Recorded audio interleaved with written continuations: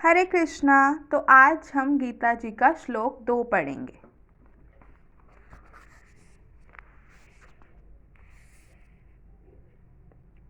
संजय ने कहा, हे राजन, पांडु पुत्रों द्वारा सेना की व्यूह रचना देखकर राजा दुर्योधन अपने गुरु के पास गया और उसने ये शब्द कहे।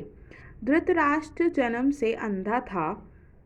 दुर्भाग्यवश वह आध्यात्मिक दृष्टि से भी वंचित था। वह यह भी जानता था कि उसी के समान उसके पुत्र भी धर्म के मामले में अंधे हैं, और उसे विश्वास था कि वे पांडवों के साथ कभी भी समझौता नहीं कर पाएंगे, क्योंकि पांचों पांडव जन्म से ही पवित्र थे। फिर भी उसी तीर्थस्थान के प्रभाव के विषय में संदेह था। इसलिए संजय युद्ध भूमि की स्थिति के विषय में उसके प्रश्न के मंतव्य को समझ गया। अतः वह निराश राजा को प्रोत्साहित करना चाह रहा था। उसने उसे विश्वास दिलाया कि उसके पुत्र पवित्र स्थान के प्रभाव में आकर किसी प्रकार का समझौता करने नहीं जा रहे हैं।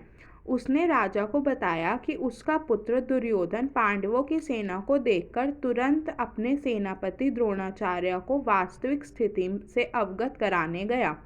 यद्यपि दुर्योधन को राजा कहकर संबोधित किया गया है, तो भी स्थिति की गंभीरता के कारण उसे सेनापति के पास जाना पड़ा। अतएव दुर्योधन राजनीतिज्ञ बनने के लिए सर्वथा उपयुक्त था। किंतु जब उसने पांडवों की व्यूह रचना देखी तो उसका यह कूटनीतिक व्यवहार उसके भय को छिपा ना पाया। धन्यवाद।